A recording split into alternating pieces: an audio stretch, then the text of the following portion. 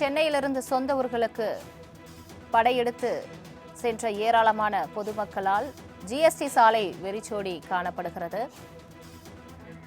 இது தொடர்பான மேலும் விவரங்களை தருவதற்காக செய்தியாளர் டேனியல் இணைப்பில் இருக்கிறார்.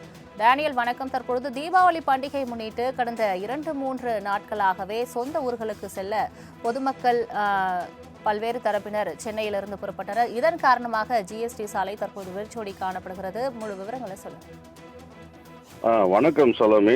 சென்னையில இருந்து சொந்த ஊர்களுக்கு தீபாவளி பண்டிகை கொண்டாட கடந்த 16ஆம் தேதியிலிருந்து பொதுமக்கள் சென்னை புறநகர் பகுதியிலிருந்து சென்றனர். இதனால தற்போது ஜிஎஸ்டி சாலையில வெறிச்சோடி இருப்பதை நம்மால் பார்க்க முடிகிறது. இந்த பகுதி குரோம்பேட்டை, தாம்பரம், பெருங்குளத்தூர் ஆகிய ஜிஎஸ்டி சாலையை நம்மால் பார்க்க முடிகிறது.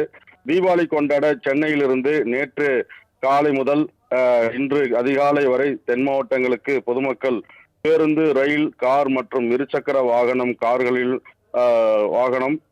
சென்றதால் பல்லாவரம், குரோம்பேட்டை, தாம்பரம், பெருங்குளத்தூர், வண்டலூர் ஆகிய ஜிஎஸ்டி சாலையில அதிகப்படியான வாகனங்கள் சென்றதால் நேற்று இரவு வரை நெரிசல் ஏற்பட்டு நெரிசலுடன் சென்றது.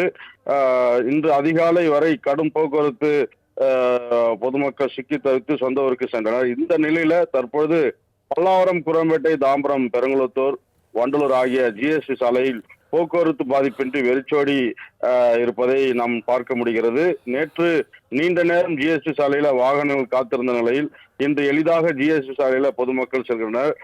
இந்த வெறிச்சோடி இருப்பதற்கு காரணம் கடந்த 16ஆம் தேதியிலிருந்து சிறப்பு பேருந்துகளும் சிறப்பு ரயில்களும் இயக்கப்பட்டிருப்பதால் அவ்வப்போது மக்கள் சிறுக சென்றனர். நேற்று மற்றும் அதிகப்படியான மக்கள் ரயில்கள் மூலமாகவும் கார், அரசு பேருந்து, தனியார் பேருந்து, இருசக்கர வாகனம் உள்ளிட்டவைகளில் சென்றனர். இதனால ஜிஎஸ்டி சாலையில நேற்றெல்லாம் கடுமையான போக்குவரத்து நெரிசலானது ஏற்பட்டு வந்தது. இந்த நிலையில இன்று தற்போதைய நிலையில அந்த ஜிஎஸ்டி சாலை கடுமையான போக்குவரத்து நெரிசல் ஏற்பட்டிருந்த நிலையில் தற்போது வெறிச்சோடி இருப்பதை நம்மால் பார்க்க முடிகிறது. சலோமி,